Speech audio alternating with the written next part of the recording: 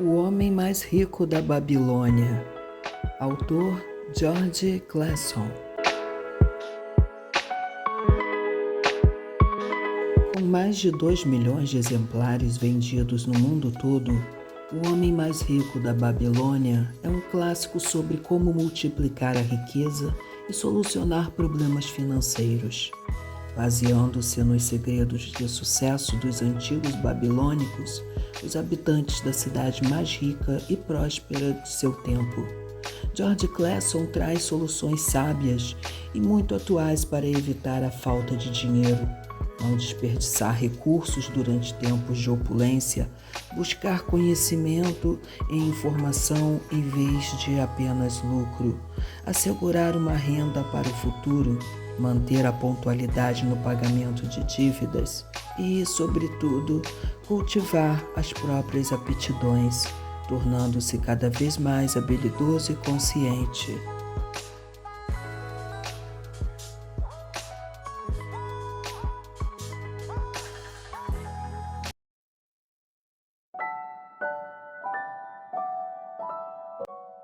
À nossa frente estende-se o futuro como uma estrada que se perde na distância. Ao longo dela, há ambições que queremos realizar, desejos que queremos satisfazer. Para ver concretizadas essas ambições e desejos, precisamos ser bem-sucedidos em relação ao dinheiro. Use os princípios financeiros apresentados nas páginas que se seguem. Deixe que eles o tirem das dificuldades acarretadas por uma carteira vazia e lhe proporcionem a vida plena e feliz que uma carteira cheia pode tornar possível. Como a lei da gravidade, esses princípios são universais e imutáveis. Espero que lhe propiciem, como fizeram para muitos outros, os meios eficazes para uma carteira cheia, uma bela conta bancária e um satisfatório progresso financeiro.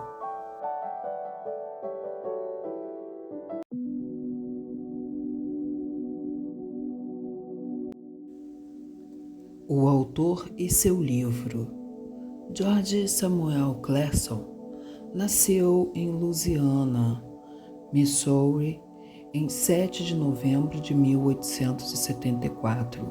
Frequentou a University of Nebraska e serviu no exército americano durante a guerra entre a Espanha e os Estados Unidos. Começando uma longa carreira no mundo editorial, fundou a Clason Map Company of Denver, no Colorado, e publicou o primeiro atlas rodoviário dos Estados Unidos e do Canadá. Em 1926, lançou o primeiro de uma série de panfletos sobre economia e sucessos financeiros, usando parábolas ambientadas na antiga Babilônia para ilustrar suas lições. Tais panfletos eram distribuídos em grandes quantidades pelos bancos, companhias de seguros e empregadores e tornaram-se familiares a milhões de pessoas, o mais famoso sendo O Homem Mais Rico da Babilônia.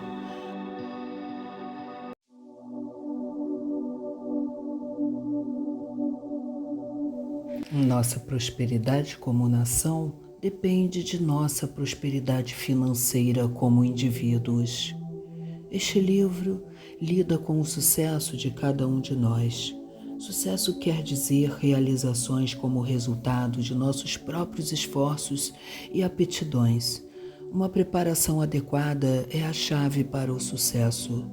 Nossos atos podem não ser tão criteriosos quanto nossos pensamentos.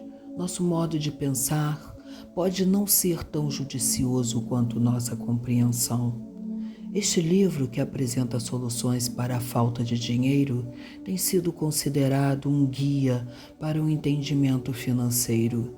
Seu propósito é realmente este: oferecer àqueles que ambicionam o sucesso financeiro um insight que os ajudará a ganhar dinheiro, poupá-lo e fazer com seus lucros ainda mais dinheiro. Nas páginas seguintes voltamos no tempo à Babilônia, o berço onde foram alimentados os princípios básicos de finanças, agora reconhecidos e usados no mundo inteiro. O autor sente-se feliz em estender a seus novos leitores o desejo que estas páginas possam conter para eles a mesma inspiração para o crescimento da conta bancária, sucesso financeiros estrondosos e a solução de problemas pessoais com o dinheiro tão entusiasticamente relatados por leitores de costa a costa dos Estados Unidos. A todos os homens de negócios que distribuíram estas narrativas em tão generosas quantidades e amigos, parentes, empregados e associados, o autor aproveita a oportunidade para expressar-lhes sua gratidão. Nenhum respaldo pode ser mais valioso do que o desses homens práticos que apreciaram seus ensinamentos, porque eles por si mesmos conseguiram importantes êxitos ao aplicar os princípios verdadeiros que o presente livro defende. A Babilônia tornou-se a cidade mais opulenta do mundo antigo porque seus cidadãos eram o povo mais rico de sua época. Eles sabiam estimar o valor do dinheiro e praticavam princípios financeiros saudáveis na aquisição de dinheiro e na ideia de poupá-lo e de fazer com que suas economias produzissem mais dinheiro ainda. Conseguiam para si mesmos o que todos nós hoje desejamos: uma renda para o futuro.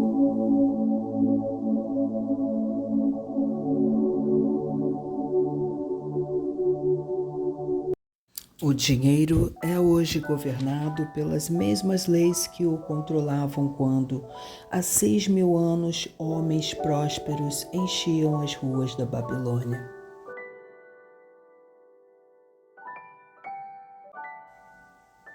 Bansir, o fabricante de carruagens da Babilônia, achava-se completamente desanimado. Sentado na mureta que cercava sua propriedade, contemplava com tristeza a habitação humilde e a oficina aberta onde se podia ver uma carruagem em fase de acabamento. De tempos em tempos, a esposa surgia na porta da casa.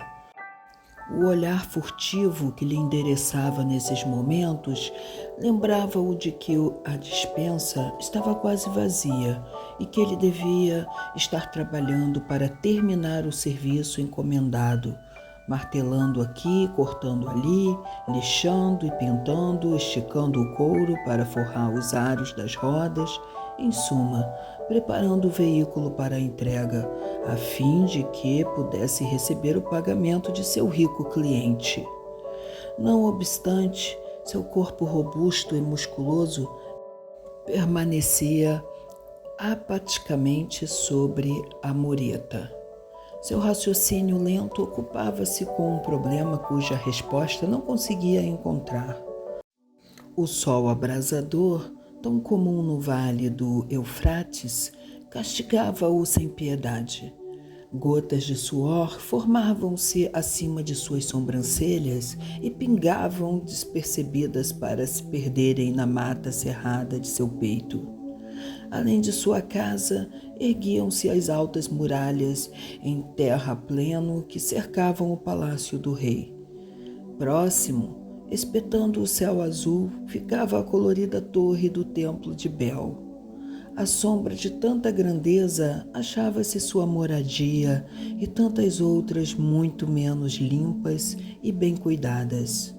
A Babilônia era assim, uma mistura de grandeza e miséria, de riqueza ostentatória e mendicidade, tudo convivendo seu plano ou sistema dentro das muralhas protetoras da cidade.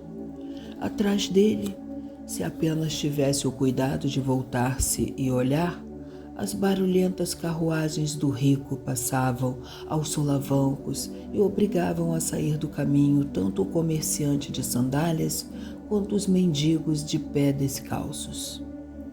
Até o rico era forçado a buscar a sarjeta para dar passagem as longas filas de escravos carregadores de água, todos a serviços do rei, cada qual transportando pesados sacos de pele de cabra cheios d'água para regar os jardins suspensos.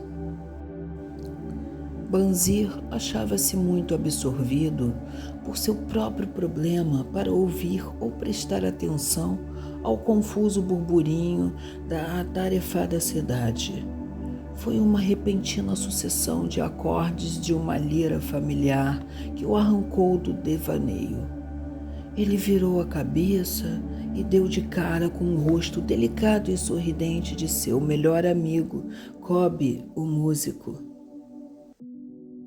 Possam os deuses abençoá-lo com grande generosidade, meu bom amigo, começou Cobb numa saudação rebuscada. Entretanto, parece que já o fizeram, pois não o vejo entregue ao trabalho.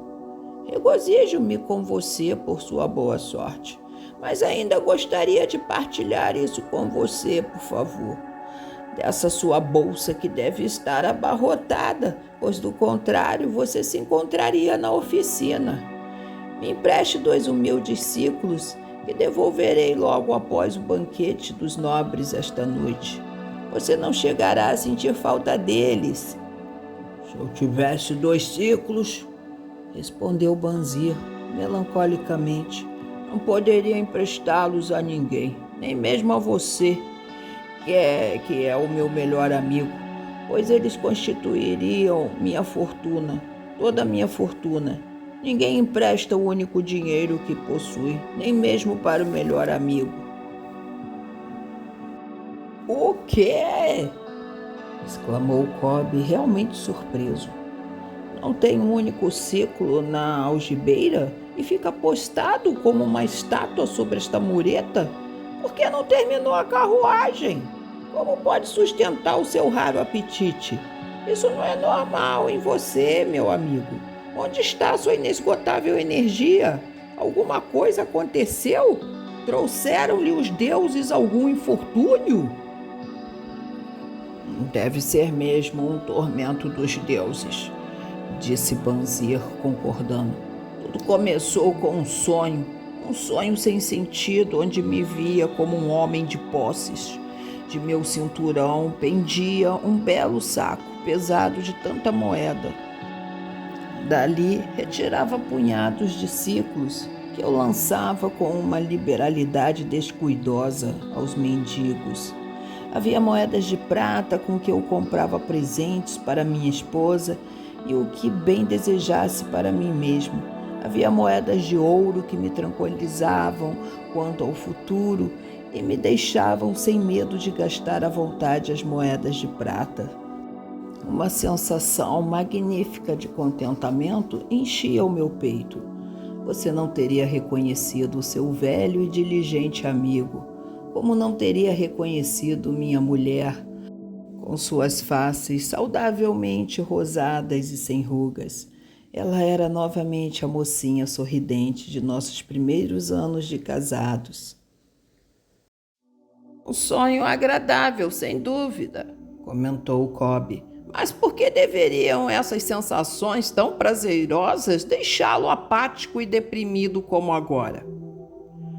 Porque quando eu acordei e me lembrei de que não tinha um centavo sequer, um sentimento de revolta tomou conta de mim. Vamos conversar um pouco sobre isso, pois, como dizem os marinheiros, estamos no mesmo barco nós dois. Quando meninos, fomos juntos aos sacerdotes do templo buscar sabedoria. Na juventude divertimos-nos um bocado. Como homens feitos, mantivemos-nos amigos íntimos. Temos sido de algum modo súditos conformados. Temos nos contentado em trabalhar longas horas e gastar nossos ganhos livremente. Conseguimos muito dinheiro nos últimos anos, mas só em sonhos poderíamos conhecer as alegrias decorrentes da riqueza. Ora, não passamos de 2 ovelhinhas pacatas. Vivemos nas mais ricas cidades do mundo. Os viajantes costumam dizer que nenhuma outra se iguala a ela em prosperidade.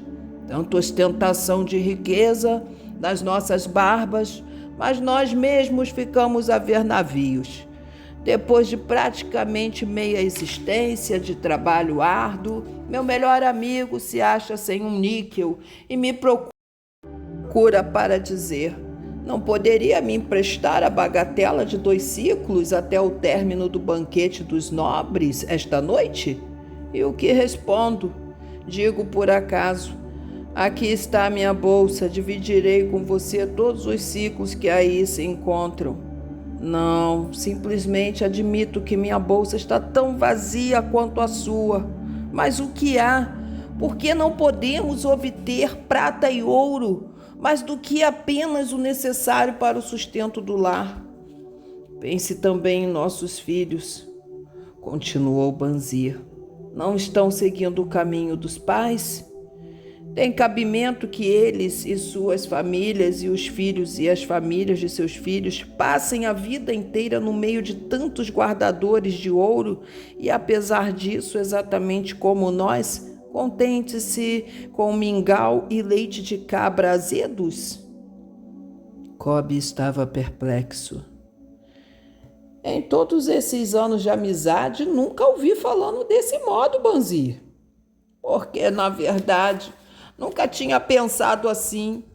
Desde as primeiras luzes da manhã e até que o escuro da noite me fizesse largar as ferramentas, trabalhei duro para montar as mais finas carruagens que um homem pode fazer, esperando credulamente que um dia os deuses reconheceriam o valor de minhas obras e me recompensariam por isso com a maior prosperidade. Pois nunca o fizeram. Finalmente convenci-me de que nunca o farão. É esse o motivo da tristeza que rói o meu peito. Quero ser um homem de posses. Quero ter minha própria terra e animais para criar. Quero ter roupas finas e dinheiro, muito dinheiro. Estou disposto a trabalhar com toda a força de meus músculos, com toda a perícia de minhas mãos, com todo o tirocínio de minha mente, mas quero que os frutos de meu trabalho sejam fartos. Qual é o problema com a gente? É o que volto a lhe perguntar. Por que não podemos ter o nosso justo quinhão das coisas boas, tão abundantes naqueles que têm ouro suficiente para comprá-las? Quem dera tivesse uma resposta, replicou Cobb. Sinto-me tão pouco satisfeito quanto você. Meus ganhos com a lira se vão rapidamente.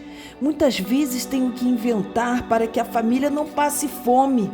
Além disso, venho há muito alimentando o profundo desejo de adquirir uma lira grande o bastante para que possa verdadeiramente tocar os acordes musicais que se multiplicam em minha mente. Com um instrumento assim, eu poderia compor músicas melhores do que aquelas que o rei ouviu até o momento. Com uma lira que você, sem qualquer favor, deveria ter. Nenhum homem em toda a Babilônia poderia fazê-la vibrar mais docemente, a tal ponto que não apenas o rei, mas os próprios deuses ficariam deliciados. Como, porém, conseguir tal coisa se nós dois somos tão pobres quanto os escravos do rei? Ouço o sino, aí vem eles. Banzir apontou na direção da longa fila de semi-despidos e suarentos carregadores de água que subiam penosamente a rua, vindo do rio. Arrastavam-se em alas de 5, cada qual vergado sob um pesado odre de pele de cabra. Um belo tipo de homem aquele que os está conduzindo, Cobb indicou o tocador do sino, que ia na frente sem carregar nada. Um homem importante em seu próprio país, como se pode ver. Há muitos bons tipos ali, acrescentou Banzir, concordando com o amigo. Homens tão bons quanto nós, homens altos e louros do norte, os risonhos negros do sul, os morenos dos países mais próximos, todos marchando juntos do rio até os jardins. um após outro, dia após dia, ano após ano. Nenhuma expectativa quanto um futuro diferente ou melhor. Camas de palha para dormir e papas terríveis de cereais para comer. Coitados desses pobres brutos, Cobb. Coitados, realmente. Mas você me faz ver que não somos muito melhores do que isso, embora nos consideremos homens livres. É verdade, Cobb. Por mais desagradável que seja a ideia, não queremos continuar levando ano após ano uma vida de escravos. Trabalho, trabalho, trabalho, sem ir a lugar nenhum. Não podemos descobrir como outros conseguem ouro e fazermos com eles? Perguntou Cobb. Talvez haja algum segredo que devamos buscar junto àqueles que o conhecem, replicou Banzir pensativo. Ainda hoje, lembrou Cobb, passei por nosso velho amigo, Arcade, refestelado em sua carruagem dourada. Devo dizer que ele não me olhou com o desprezo que muitos de sua posição teriam achado perfeitamente cabível. Ao contrário, acenando com a mão na frente de todos os circunstantes, saudou e concedeu seu sorriso de amizade a este Cobb, o músico. Ele é considerado o homem mais rico de toda a Babilônia, refletiu Banzir. Tão rico que o próprio rei, segundo se diz, busca sua valiosa ajuda para os negócios do tesouro, replicou Cobb. Tão rico, acrescentou Banzir, que se o encontrasse casualmente numa noite escura, seria capaz de enfiar minha mão em sua gorda algibeira. Tolice, reprovou Cobb. A riqueza de um homem não se acha na bolsa que ele carrega. Uma bolsa gorda fica logo vazia se não houver um constante fluxo de ouro. Arcade tem rendimentos que conservam suas reservas sempre altas, por maior que seja a liberalidade com que gasta dinheiro. Rendimentos, essa é a questão, exclamou Banzir. Quero ter uma renda fluindo continuamente para minha bolsa. Esteja eu sentado sobre a mureta ou viajando por terras distantes. Arcade deve saber como um homem pode criar uma renda para si mesmo. Suponho que se trate de alguma coisa que ele poderia deixar claro para uma mente tão lenta quanto a minha. Parece-me que ele transmitiu seus conhecimentos ao filho, Nomazi respondeu a Cobb. Este não foi para Nínive e, como se comenta na estalagem, não se tornou, sem a ajuda do pai, um dos homens mais ricos da cidade? Cobb, você acaba de me propiciar um raro pensamento. Um brilho novo surgiu nos olhos de Banzir. Não custa nada buscar conselho junto a um bom amigo, e Arcade sempre se mostrou como tal para nós dois. Pouco importa que nossa bolsa esteja tão vazia como o ninho de um falcão abandonado há um ano. Não deixemos que isso nos detenha. Estamos fartos de não ter ouro no meio de tanta opulência. Queremos tornar-nos homens de posses. Vamos procurar Arcade e perguntar-lhe como também nós podemos adquirir uma renda para nós mesmos. Você parece verdadeiramente inspirado, Banzir. Está me trazendo uma nova compreensão. E me faz perceber por que nunca encontramos ouro. Nós nunca o procuramos. Você trabalhou pacientemente para construir as mais sólidas carruagens da Babilônia. Para tal propósito, devotou seus melhores esforços. Nisso, até que teve êxito. Eu mesmo fiz os maiores esforços para tornar-me um virtuose da lira, e nisso eu também tive êxito. Nas coisas em que aplicamos nossos melhores esforços, tivemos êxito. Os deuses parecem satisfeitos com que continuemos assim. Agora, finalmente vemos uma luz brilhante como os raios do sol nascente. Ela nos indica que devemos aprender mais para prosperar mais, Com um novo entendimento, acharemos caminhos dignos para cumprir nossos desejos. Vamos hoje mesmo à procura de Arcade, insistiu Banzir. Busquemos igualmente outros amigos de infância que não tiveram maior sucesso que nós mesmos, para que compartilhem conosco as mesmas lições. Está sempre pensando nos outros, Banzir. É por isso que tem tantos amigos. Será como você disse, pois vamos hoje mesmo e os levemos conosco.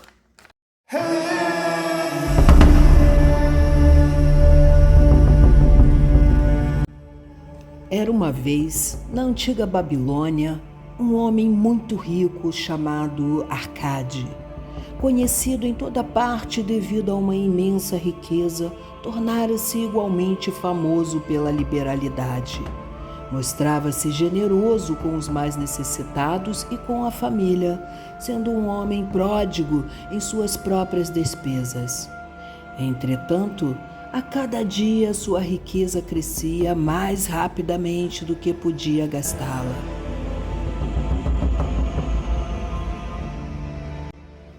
Certa vez, alguns amigos da juventude foram até ele, dizendo-lhe: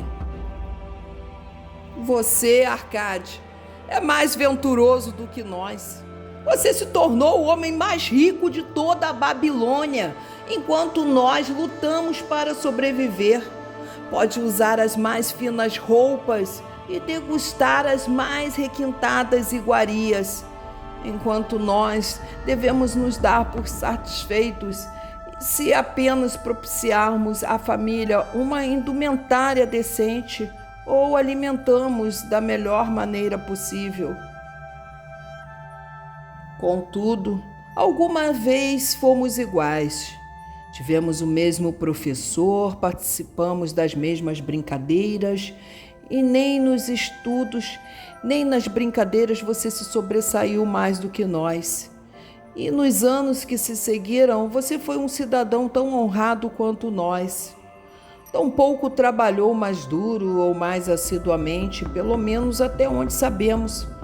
Por que então deveria o caprichoso destino escolhê-lo para gozar de todas as boas coisas da vida e ignorar-nos, a nós que igualmente somos merecedores?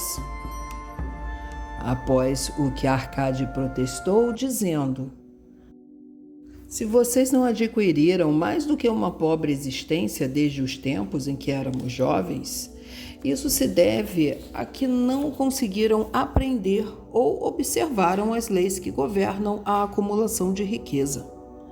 O voluntarioso destino é um Deus cheio de malícia, que não assegura um bem duradouro para ninguém. Ao contrário, ele traz ruína para quase todo mundo sobre quem faz chover ouro não conquistado. Ele produz os gastadores libertinos, que logo dissipam tudo o que recebem e se deixam dominar pelos mais extravagantes apetites que nem sempre podem satisfazer. Outros ainda, a quem esse caprichoso Deus favorece, tornam-se avarentos e entesouram sua riqueza, temendo despender o que têm por saberem que não são capazes de repô-lo. São, além disso, assediados pelo medo de roubo e acabam construindo para si mesmos uma vida de necessidades e secreta tristeza. Há provavelmente outros que conseguem dinheiro fácil e o aumentam, sem deixar de se sentirem felizes e abastados cidadãos. Mas são tão poucos que só sei deles por ouvir dizer. Pensem nessas pessoas que de repente se viram herdando uma riqueza e confiram se as coisas não se passam assim. Os amigos admitiram que a respeito dos conhecidos que tinham herdado uma fortuna, aquelas palavras eram realmente verdadeiras e suplicaram-lhe que explicasse a eles como tinha conseguido juntar tantos bens. Ainda bem, em plena juventude, continuou Arcade. Eu olhava em minha volta e observava todas aquelas boas coisas capazes de propiciar felicidade e contentamento. Percebi então que a riqueza aumentava ainda mais a potência delas. A riqueza é um poder. Com a riqueza, muitas coisas se tornam possíveis. Este pode embelezar sua casa com os móveis mais refinados. Aquele pode viajar pelos mares distantes. Esse outro pode regalar-se com as finas iguarias de terras longínquas. Outro, mas pode comprar ornamentos lavrados em ouro ou cravejados em pedras preciosas. Pode-se mandar construir templos magníficos para os deuses. É possível, enfim, fazer todas essas coisas e muitas outras, onde sempre haverá deleite para os sentidos e gratificação para a alma. E quando percebi tudo isso, declarei a mim mesmo que reivindicaria o meu quinhão entre as boas coisas da vida. Não seria nenhum desses que se mantém à distância, observando invejosamente os prazeres do outro. Não me contentaria em vestir roupas baratas que parecem respeitáveis. Não me daria por satisfeito com a parte que cabe a um homem pobre. Ao contrário, faria de mim mesmo um conviva nesse banquete de boas coisas. Sendo, como sabem, filho de um humilde comerciante, membro de uma grande família sem qualquer expectativa de herança, e não me achando dotado, como me disseram, vocês com tanta franqueza, de poderes superiores ou talentos especiais, decidi que se realmente quisesse conseguir tudo o que desejava, precisaria basicamente de tempo e estudo. Todos os homens têm tempo em abundância. Cada um de vocês vem deixando escapar tempo suficiente para tornar-se rico. E ainda, como admitem, não tem nada para apresentar senão suas boas famílias, de que, aliás, podem com justiça orgulhar-se. Quanto ao estudo, nosso sábio professor não nos ensinou que o aprendizado consistia em 2 tipos. O primeiro, cuidando das coisas que aprendíamos e sabíamos. O outro, baseando-se na prática que nos ajuda a encontrar aquilo que não conhecemos? Assim resolvi que iria investigar como alguém consegue acumular riqueza e, quando descobrisse, tornar tal coisa minha própria tarefa e realizá-la bem. Pois não é justo que devamos gozar enquanto permanecemos sob a brilhante luz do sol, compensando os sofrimentos que teremos de enfrentar quando partirmos para a escuridão do mundo do espírito? Empreguei-me como escriba na sala de registros e todos os dias trabalhei horas sem conta sobre as tabuinhas de argila. Semana após semana, mês após mês, dei um duro danado sem que os meus vencimentos dessem mostras de crescer. Comida, roupa, os compromissos para com os deuses, além de outras coisas de que já não consigo lembrar-me, consumiam tudo o que eu ganhava. Mas minha determinação continuou de pé. E um dia, a Algamiche, o homem que empresta dinheiro, veio até a administração da cidade e solicitou uma cópia da 9ª lei, dizendo-me: preciso disso em 2 dias. Se me entregar as cópias no prazo, pode contar com 2 moedas de cobre pelo serviço. Trabalhei arduamente, mas o texto da lei era muito comprido, e quando Algamiche voltou, eu ainda não tinha terminado a transcrição. Ele ficou uma fera e teria me dado uma boa surra se eu fosse seu escravo. Sabendo, porém, que não lhe era permitido agredir-me no prédio da administração, não senti qualquer medo e disse-lhe: Algamiche, você é um homem realmente rico. Diga-me como posso também tornar-me rico e prometo-lhe que passarei a noite em claro entalhando as tabuinhas. Assim que o sol nascer, estarão prontas. Ele sorriu e respondeu-me: você é um belo tratante, mas vamos considerar isso uma transação. Gravei durante toda a noite, embora minhas costas doessem e o cheiro de óleo queimado do candeeiro fizesse minha cabeça latejar a ponto de deixar-me os olhos bem frangalhos. Mas quando ele voltou, em plena alvorada, as tabuinhas estavam prontas. Agora disse-lhe: cumpra sua promessa. Você fez a sua parte em nossa transação, meu filho, disse-me ele com benevolência, e estou pronto para fazer a minha. Vou lhe falar das coisas que deseja saber, porque estou envelhecendo, chegando à idade em que já não se consegue segurar a língua. E quando a juventude busca o conselho dos mais velhos, ela recebe a sabedoria dos anos. Muito frequentemente, porém, a juventude pensa que o idoso detém apenas a experiência dos dias que se foram e por isso não a aproveita. Lembre-se que o sol que brilha hoje é o sol que brilhou quando seu pai nasceu e que continuará brilhando quando seu último neto tiver passado para o mundo dos mortos. Os pensamentos da juventude, continuou ele, são luzes resplandecentes que brilham como meteoros que muitas vezes tornam o céu reluzente, mas a experiência dos mais velhos assemelha-se a estrelas fixas que, sem mudar de lugar, auxiliam o marinheiro a orientar o seu curso. Guarde bem minhas palavras, pois do contrário deixará de assimilar a verdade do que lhe contarei e pensará ter sido em vão todo o trabalho que teve durante essa noite. Então ele me olhou com perspicácia por baixo das peludas sobrancelhas e disse num tom lento e enérgico: achei o caminho para a riqueza quando decidi que conservaria comigo uma parte de tudo que ganhasse. E assim fará você. E continuou me olhando com uma insistência que parecia ir ao fundo de minha alma, mas não disse mais nada. É tudo? Perguntei.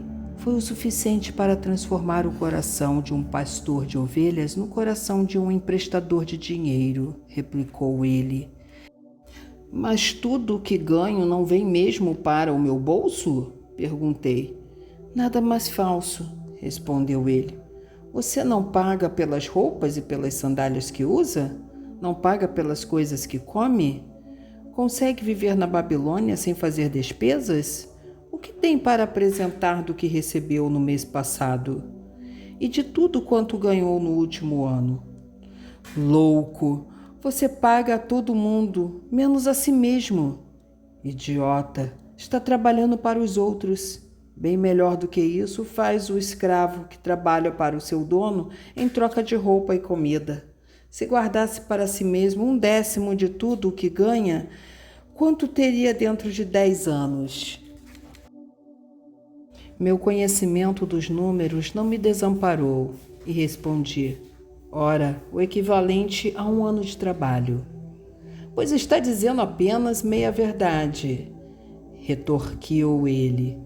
Cada moeda de ouro que economizar é um escravo que pode trabalhar para você. Cada cobre que essa moeda produzir, tornar-se um filho apto a levantar mais fundos.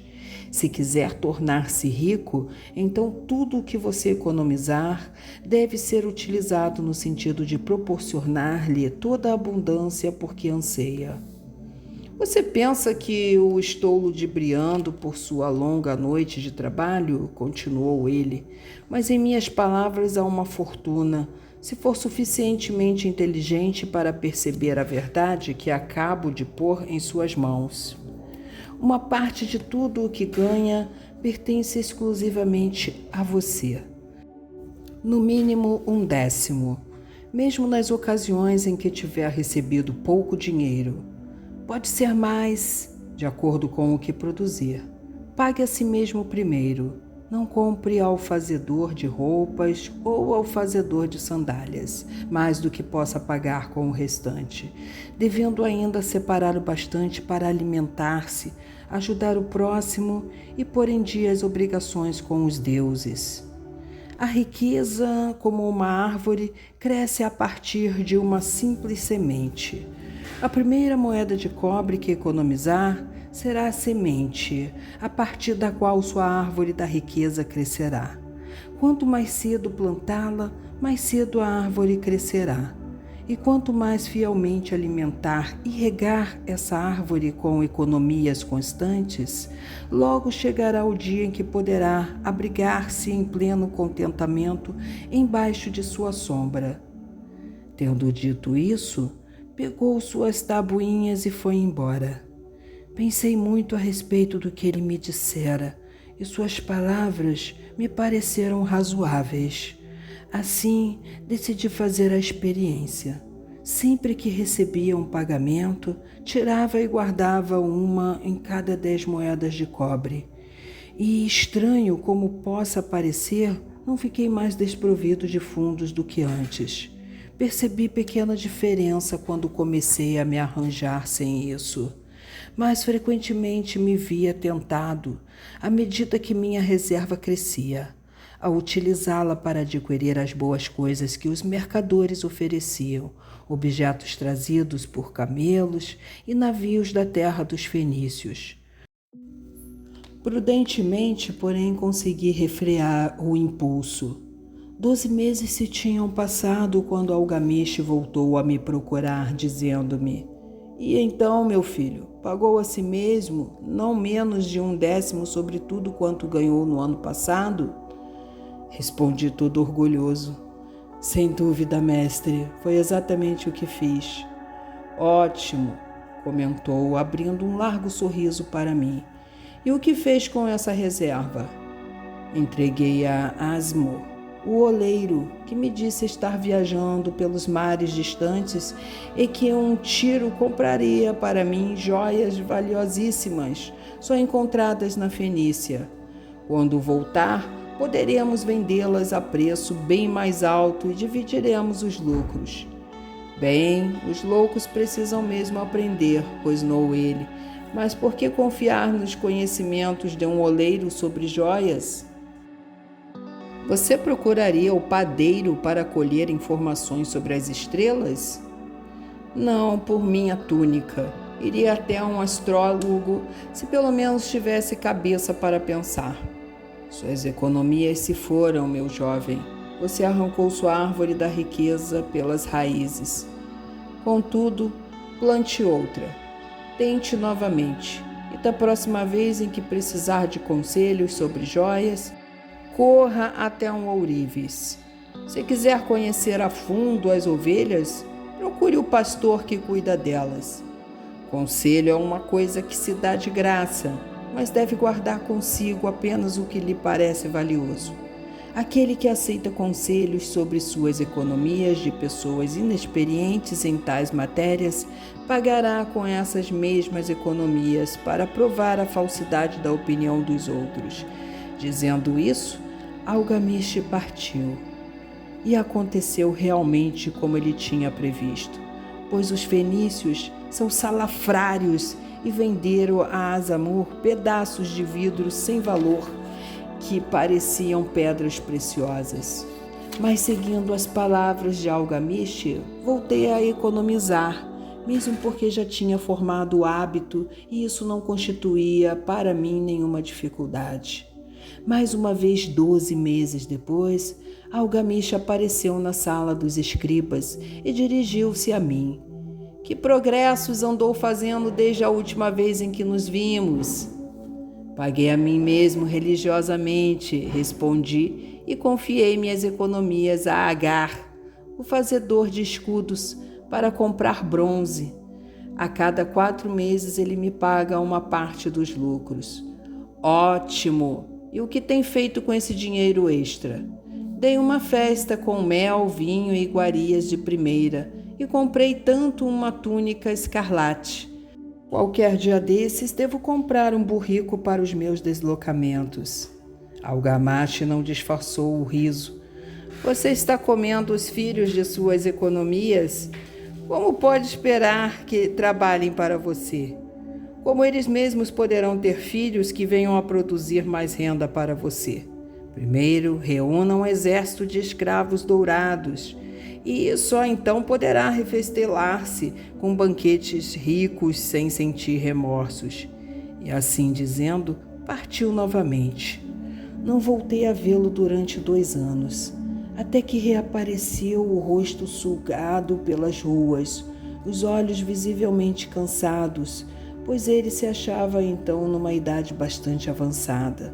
Disse-me: Arcade, conseguiu afinal obter a riqueza com que sonhava tanto? Respondi-lhe: ainda não tudo o que desejo, mas já tenho alguma coisa que rende muito bons lucros, que por sua vez fazem outro tanto. E você ainda busca o conselho dos oleiros? Bem, o que eles dizem sobre como fabricar tijolos é realmente muito bom, retorqui. Arcade, continuou ele, você aprendeu bem suas lições. Aprendeu primeiro a viver com menos do que podia ganhar. Depois aprendeu a aconselhar-se junto àqueles cuja competência deriva de suas próprias experiências. E, finalmente, aprendeu a fazer o ouro trabalhar para você. Você ensinou a si mesmo como adquirir dinheiro, poupá-lo e usá-lo. Reuniu, portanto, condições para ocupar uma posição de confiança. Estou me tornando muito velho. Meus filhos só pensam em gastar e não dão a menor importância aos ganhos. Meus negócios são grandes, e até grandes demais para que eu possa cuidar de tudo. Se você concordar em ir para Nippur, a fim de tomar conta das terras que possuo na região, torná-lo-ei meu sócio e você participará de meu testamento. Assim fui para Nippur e comecei a administrar suas propriedades, que eram imensas. E como estivesse cheio de ambição e dominasse as 3 leis que nos ensinam a lidar de maneira exitosa com a riqueza, tive condições de aumentar ainda mais o valor de seus bens. Prosperei muito e, quando o espírito de Algamashi partiu para a esfera da escuridão, vi-me como um beneficiário legalmente reconhecido de sua herança. Assim falou Arcade. E quando terminou sua narrativa, um dos amigos ali reunidos disse: você inclusive deu a sorte de que Algamashi o tivesse nomeado um de seus herdeiros. Minha sorte limita-se ao fato de que desejava prosperar antes de tê-lo encontrado pela primeira vez. Não tive que provar durante 4 anos minha determinação de propósito, reservando para mim mesmo 1/10 de tudo que a oferia? Você chamaria de sortudo o pescador que, tendo passado anos estudando os hábitos dos peixes, por uma simples mudança do vento soubesse onde jogar sua rede? A oportunidade é uma deusa desdenhosa que não perde tempo com os que não estão preparados. Você teve uma tremenda força de vontade em continuar poupando depois de ter perdido as economias do primeiro ano. Nisso foi extraordinário, disse um outro.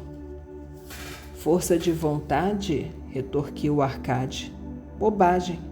Você acredita que a força de vontade seja capaz de dar a um homem energia suficiente para erguer um peso que o camelo não pode carregar, ou puxar uma carroça que os próprios bois não conseguem levar adiante?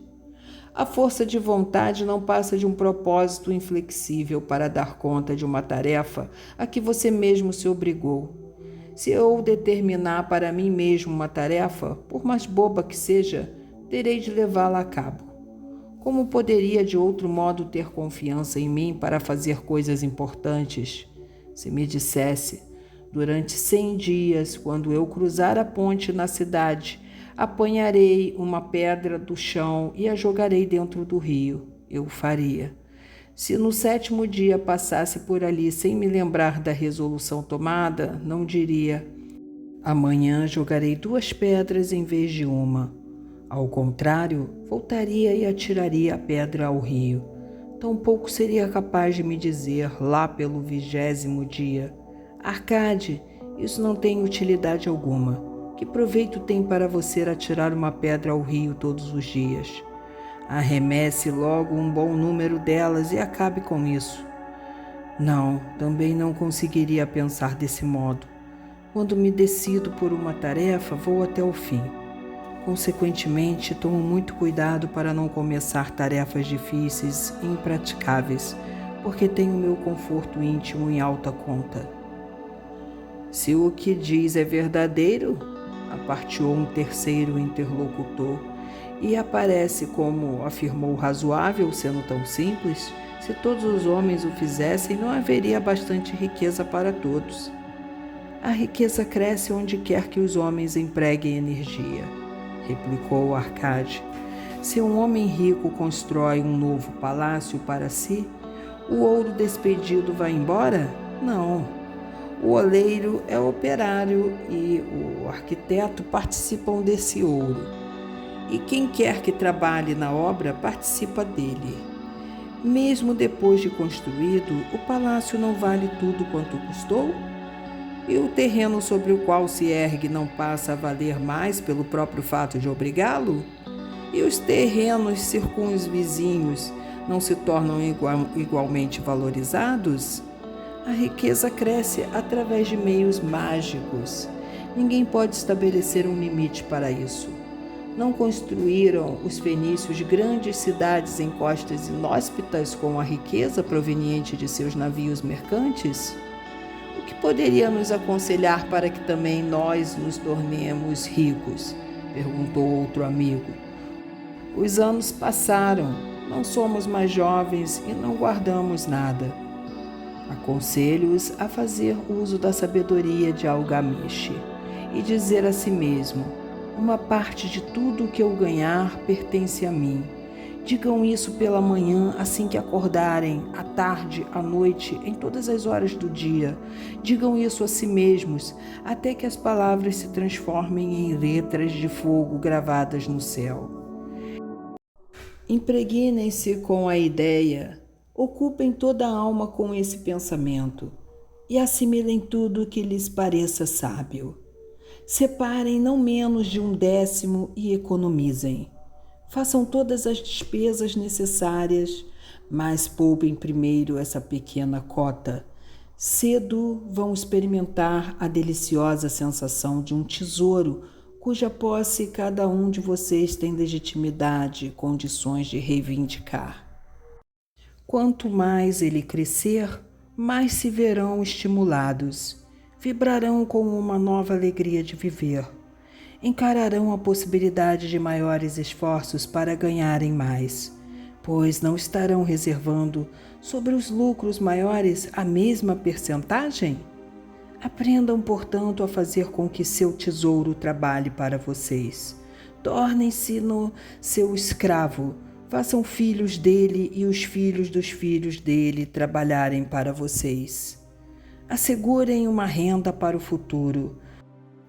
Olhem para os mais idosos e não esqueçam que dia virá em que também vocês estarão velhos. Por isso, invistam seu tesouro com toda a cautela do mundo. Taxas usuárias de retorno são sereias enganosas que cantam naturalmente, mas para lançar o incauto contra as rochas do desperdício e do remorso. Providenciem para que sua família não deseje que os deuses o chamem para o reino deles. É sempre possível garantir tal proteção com pequenos pagamentos a intervalos regulares. Por isso, o homem previdente não perde tempo esperando que apareça uma grande soma, a fim de utilizá-la em tão prudente propósito. Busquem o conselho dos homens sábios. Procurem informar-se com pessoas cujo trabalho cotidiano é o manuseio do dinheiro. Deixem que elas os protejam de erros como os que eu mesmo cometi ao entregar minhas economias a Azimur, o oleiro. Um retorno pequeno e certo é uma coisa mais desejável que o risco. Aproveitem a vida enquanto estiverem aqui. Não exagerem nem tentem economizar demais. Se 1/10 de tudo que ganharem é o que vocês podem confortavelmente poupar, contente-se com essa porção. Por outro lado, vivam de acordo com suas rendas e não sejam sovinas nem temerosas ao gastar. A vida é boa e rica com coisas que valham a pena e causem prazer. Seus amigos agradecerão-lhe por aquelas palavras e se foram. Alguns mantiveram-se em silêncio, porque não tinham imaginação e não podiam entender. Outros mostraram-se sarcásticos, porque pensavam que um homem tão rico deveria compartilhar sua fortuna com velhos amigos menos afortunados. O terceiro grupo, entretanto, parecia ter nos olhos uma nova luz. Perceberam que Algamiche tinha voltado regularmente à sala dos escribas, porque estava observando um homem que, por seus próprios esforços, saía da escuridão para a luz.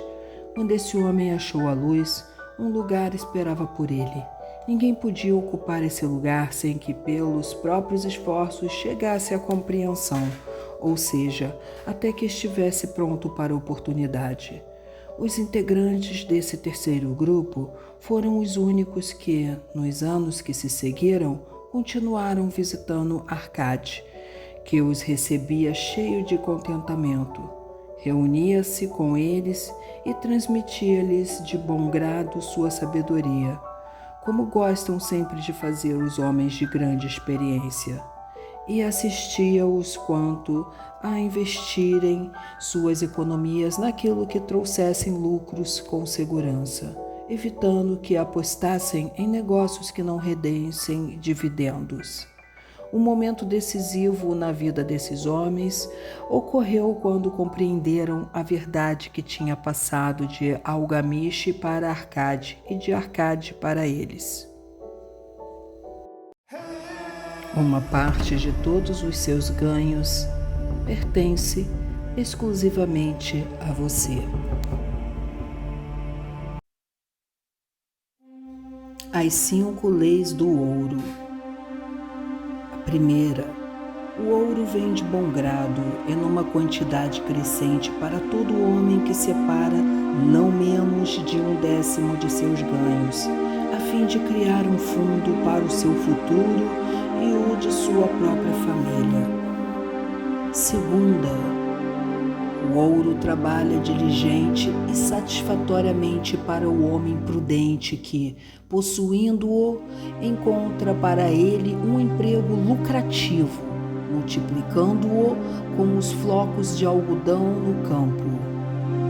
Terceira: o ouro busca a proteção do proprietário cauteloso, que o investe de acordo com os conselhos de homens mais experimentados em seu manuseio. Quarta: o ouro foge do homem que o emprega em negócios ou propósitos com que não está familiarizado ou que não conta com a aprovação daqueles que sabem poupá-lo.